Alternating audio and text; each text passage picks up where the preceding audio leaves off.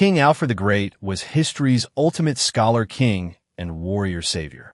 He defended the last standing Anglo-Saxon kingdom against unstoppable Viking hordes. He commanded a fierce shield wall in the freezing mud of England. He established the world's first formidable standing English navy. He survived a surprise winter ambush and fled into dangerous, flooded marshes. He burned a humble peasant woman's cakes while hiding incognito in her cottage. He personally translated Latin wisdom books into Old English for his people. He paid massive silver ransoms to buy precious time for his defense forces. He built a defensive network of fortified burh towns across his entire realm. This is the epic chronicle of the savior of England. The future legendary ruler was born in 849 at Wantage in the Kingdom of Wessex. He was the youngest of 5 sons born to King Ethelwulf and Queen Osburh. As a sickly child, he suffered from a painful, mysterious chronic illness throughout his life. He traveled to Rome twice as a boy, meeting the Pope and witnessing classical civilization.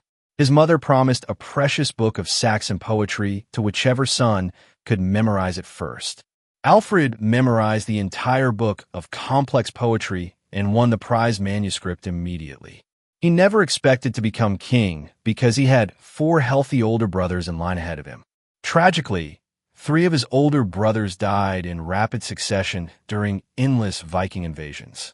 A terrifying force known as the Great Heathen Army invaded the Anglo-Saxon kingdoms in 865. The Vikings ruthlessly conquered Northumbria, East Anglia, and Mercia, leaving only Wessex standing.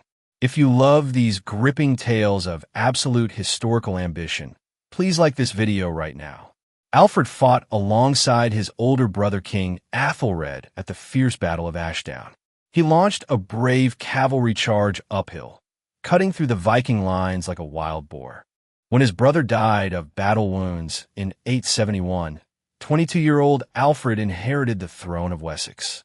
He faced 9 major battles in his very first year of ruling a desperate, bleeding kingdom. Realizing his exhausted troops needed rest, he paid the Viking leader Danelaw silver to secure peace. He used the brief period of peace to rebuild his armies and study ancient military strategies. A ruthless Viking warlord named Guthrum launched a surprise winter raid on Chippenham in 878. Alfred was completely caught off guard during the Christmas celebrations and narrowly escaped into the wilderness. He fled with a tiny group of loyal guards into the thick, muddy marshes of Somerset.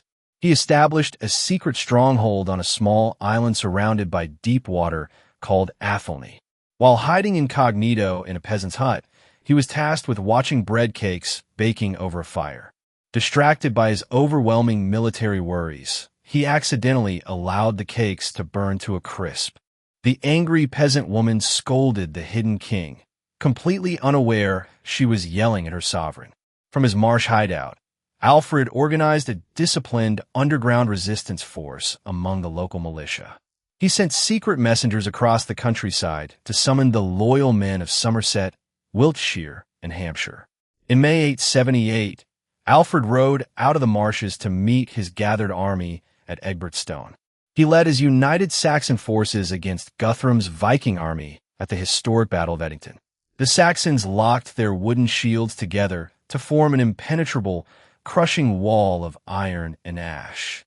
They smashed the Viking lines in a brutal, hours-long melee and chased the survivors to their fortress. After a 2-week siege, Guthrum surrendered, begged for mercy, and agreed to convert to Christianity. Alfred stood as godfather at Guthrum's baptism, giving the Viking leader the Christian name Athelstan. They signed the historic Treaty of Alfred and Guthrum, dividing England into 2 distinct political zones.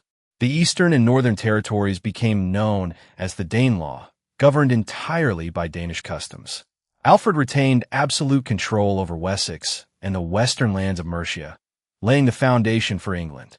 He knew the Vikings would return, so he completely revolutionized the military defenses of his realm. He instituted a rotating militia system, ensuring half his men farmed while the other half guarded borders. He constructed a defensive network of 33 fortified towns known as burhs throughout the kingdom. Every citizen was within a day's march of a protected but during sudden Viking raids. He engineered specialized, larger war galleys to defeat Danish longships in shallow coastal waters. Make sure to subscribe to Stickman Chronicles because we drop epic history content every single day. Despite his massive military reforms, Alfred believed a nation was nothing without education and morality. Decades of brutal Viking raids had destroyed monasteries and erased centuries of English learning. Very few priests in his kingdom could read or translate Latin religious texts into their native tongue. Alfred recruited brilliant scholars, monks, and teachers from Wales, Mercia, and continental Europe. He established a royal court school to educate his children and the sons of his noblemen. He personally learned Latin in his late 30s so he could translate essential books into Old English. He translated St. Gregory's Pastoral Care and Boethius's Consolation of Philosophy for his court. He ordered copies of his translated books to be sent to every bishopric in his expanding kingdom. He commissioned the creation of the Anglo-Saxon chronicle, a sweeping historical record of his people. He gathered ancient Saxon law codes and compiled the Doom Book, a unified legal code for Wessex. His legal system was grounded in biblical commandments, protecting the poor and limiting blood feuds. He reformed the royal finances, allocating half the state budget to defense and half to education and religion. In 886, he marched into London, restored the ruined city, and placed it under the command of his son-in-law. The citizens of all English lands not under Danish control officially recognized Alfred as their supreme protector. He earned the grand title of King of the Anglo-Saxons, taking the first true step toward a united England. A massive new Viking fleet attacked the south coast in 892, testing his new defensive network. His system and reformed navy successfully repelled every single invasion force across 4 hard years. The frustrated Viking raiders eventually broke up, with many settling peacefully in the Danelaw or returning home. His daughter, Ethelflaed, the Lady of the Mercians, became a formidable military leader in her own right. His son, Edward the Elder, and his daughter continued his vision, expanding English power far into the north. Alfred's health continued to decline severely due to his lifelong, agonizing gastrointestinal illness. He spent his final years focusing on spiritual devotion, legal justice, and the governance of his realm. He passed away peacefully on October 26, 899, at the age of 50.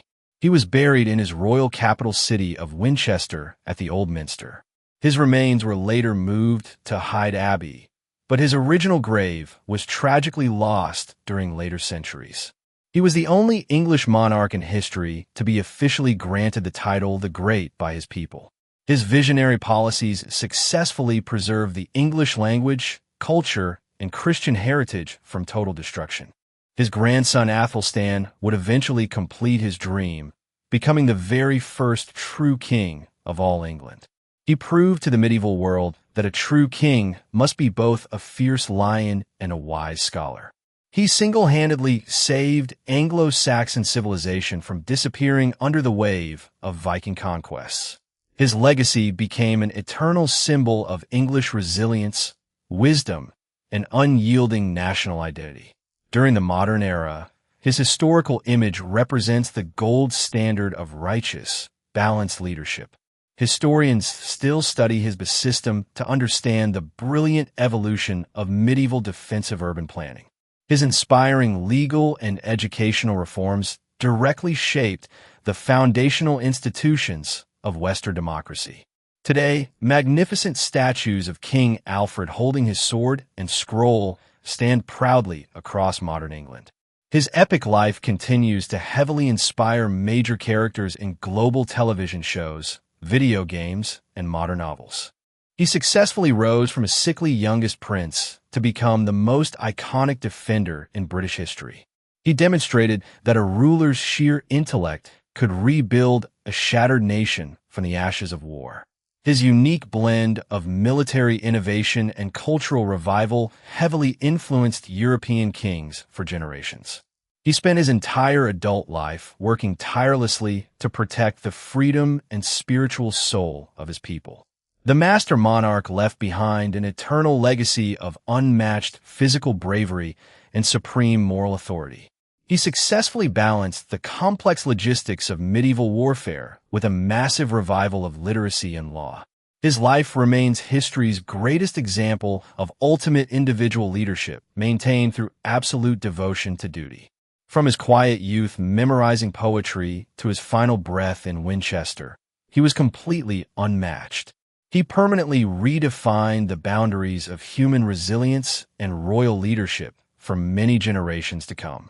His complex administrative achievements and military tactics are still studied by historical academics around the globe today. He remains an immortal icon of Western history who chose duty over personal comfort at every single turn. The world will likely never see another humble scholar king quite like the savior of Wessex. His memory continues to inspire millions of people through books, television historical documentaries, and epic artwork. He began his life as an overlooked youngest son and ended it as a timeless legend of world history. His legendary exploits remind us that true vision leaves a permanent mark upon the very culture of a nation. The defensive burhs he constructed evolved into thriving modern English towns and cities that still exist today. Local historians still celebrate his victories at Athelney and Edington as pivotal turning points in world history. Modern scholars continue to marvel at his ability to read Latin and write Old English during a chaotic Dark Age. He sacrificed his physical health to build a kingdom that successfully defied the terrifying wrath of the Vikings. He established the cultural, legal, and geographic foundations of the nation we know as England today. He transformed a tiny, desperate kingdom into a shining beacon of learning, order, and military power. His ultimate quest to save his people succeeded through his iron faith, brilliant mind, and tactical genius. He will forever be remembered as the wise lion who stood alone and saved his homeland from darkness. Smash that like button if you were blown away by this ancient legendary scholar king. Subscribe to Stickman Chronicles right now to join our growing community of history lovers. We upload brand new history videos every single day, so you never miss an epic tale. Leave a comment below letting us know which historical figure we should cover in our next video. Thank you so much for watching this deep dive into ancient warrior spirit. See you tomorrow for another wild story on Stickman Chronicles. Stay curious and never stop exploring the incredible mysteries of our shared human past.